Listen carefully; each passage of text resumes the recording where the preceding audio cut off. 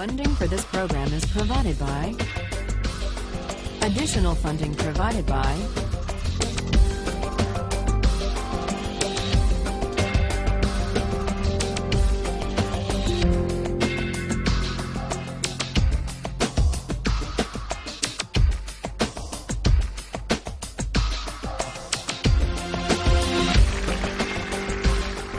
Last time, we argued about the case of the Queen versus Dudley and Stevens, the lifeboat case, the case of cannibalism at sea.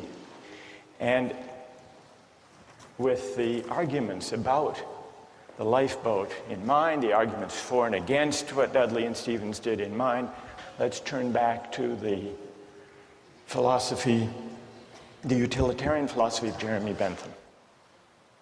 Bentham was born in England in 1748. At the age of 12, he went to Oxford. At 15, he went to law school. He was admitted to the bar at age 19, but he never practiced law. Instead, he devoted his life to jurisprudence and moral philosophy. Last time, we began to consider Bentham's version of utilitarianism. The main idea is simply stated, and it's this. The highest principle of morality, whether personal or political morality, is to maximize the general welfare, or the collective happiness, or the overall balance of pleasure over pain. In a phrase, maximize utility. Bentham arrives at this principle by the following line of reasoning. We're all governed by pain and pleasure. They are our sovereign masters, and so any moral system has to take account of them. How best to take account? By maximizing. And this leads to the principle of the greatest good for the greatest number. What exactly should we maximize? Bentham tells us happiness, or more precisely, utility. Maximizing utility is a principle not only for individuals, but also for communities and for legislators. What, after all, is a community? Bentham asks. It's the sum of the individuals who comprise it.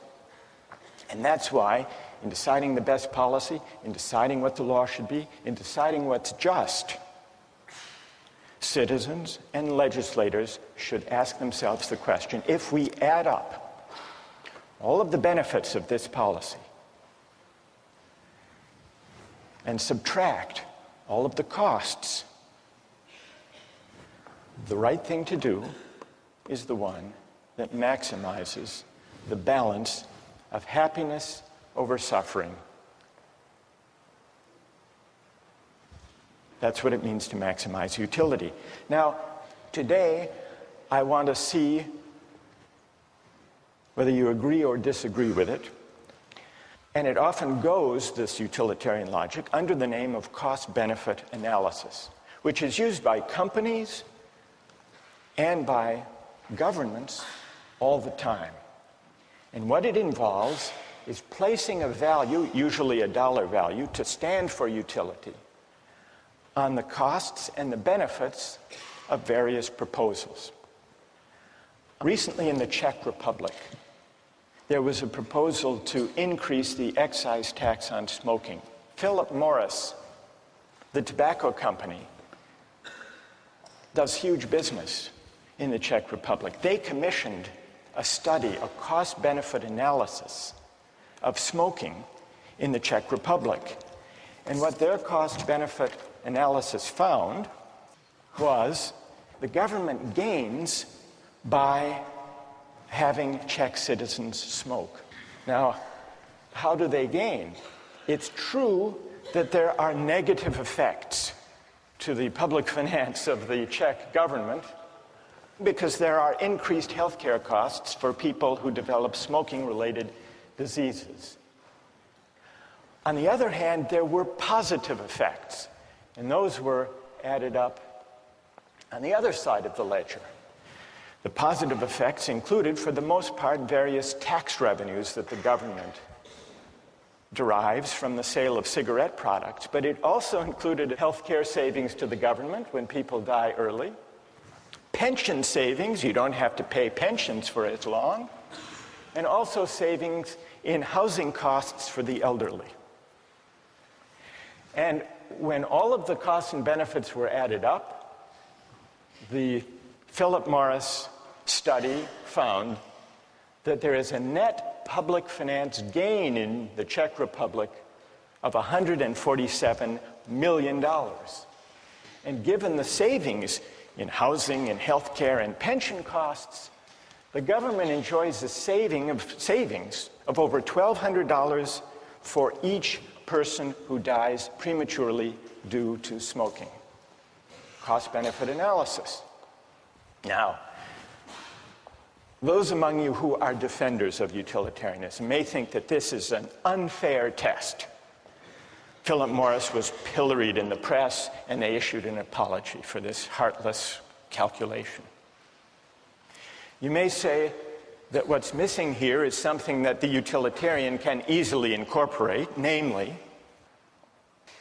the value to the person and to the families of those who die from lung cancer.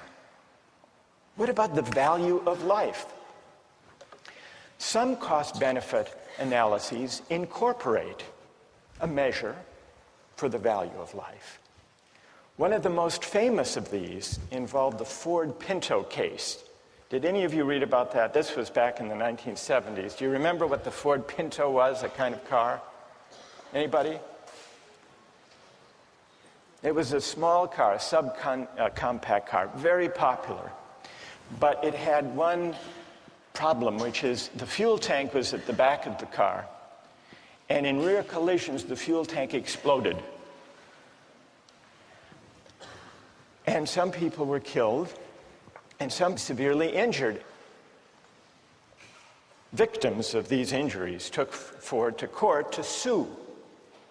And in the court case, it turned out that Ford had long since known about the vulnerable fuel tank and had done a cost-benefit analysis to determine whether it would be worth it to put in a special shield that would protect the fuel tank and prevent it from exploding.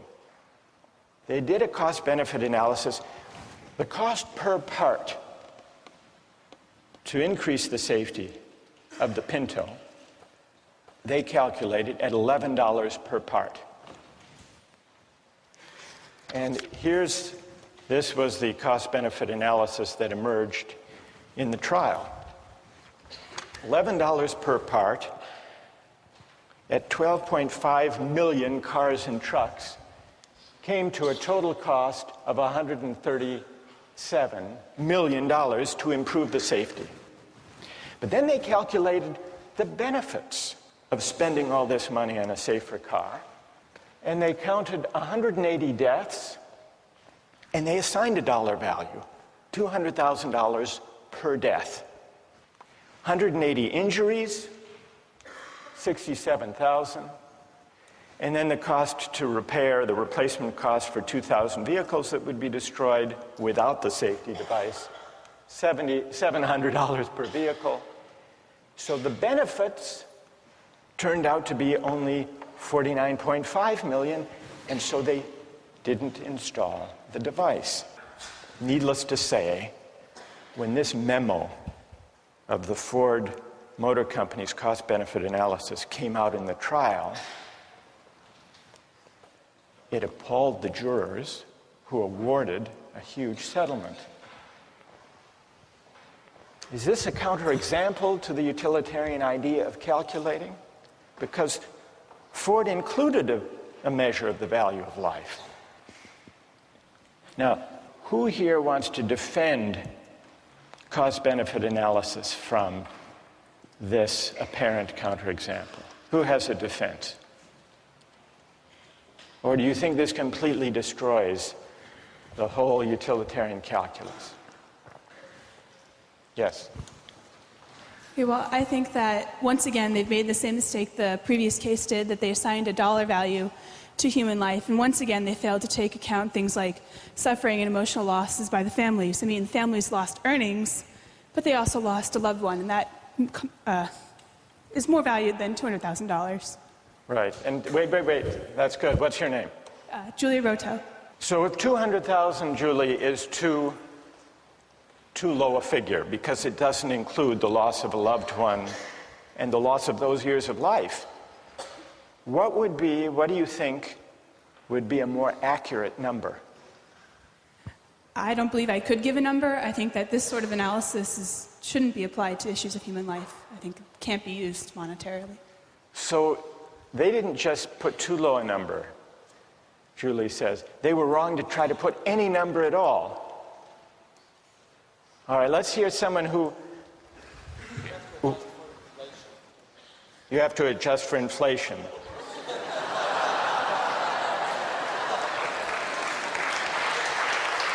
All right, fair enough. So what would the number be now?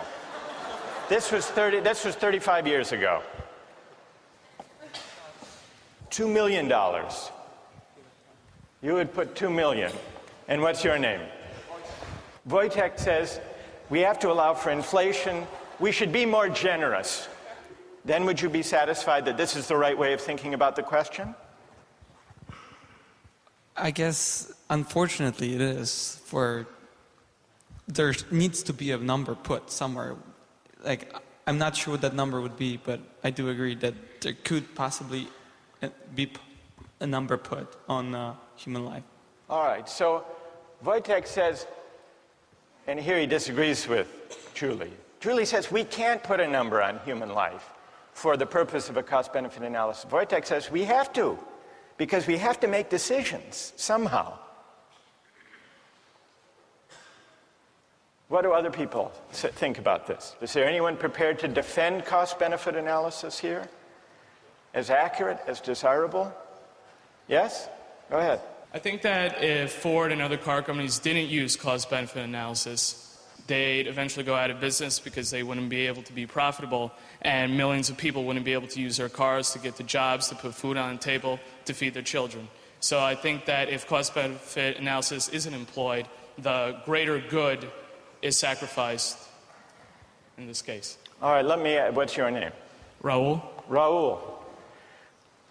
There was recently a study done about cell phone use by drivers when people are driving a car, and there's a debate whether that should be banned. Yeah. And the figure was that some 2,000 people die as a result of accidents each year using cell phones. And yet, the cost-benefit analysis, which was done by the Center for Risk Analysis at Harvard, found that if you look at the benefits of the cell phone use and you put some value on the life, it comes out about the same because of the enormous economic benefit of enabling people to take advantage of their time, not waste time, be able to make deals and talk to friends and so on while they're driving. Doesn't that suggest that it's a mistake to try to put monetary figures on questions of human life? Well, I think that if the great majority of people try to derive maximum utility out of a service like using cell phones and the convenience that cell phones provide,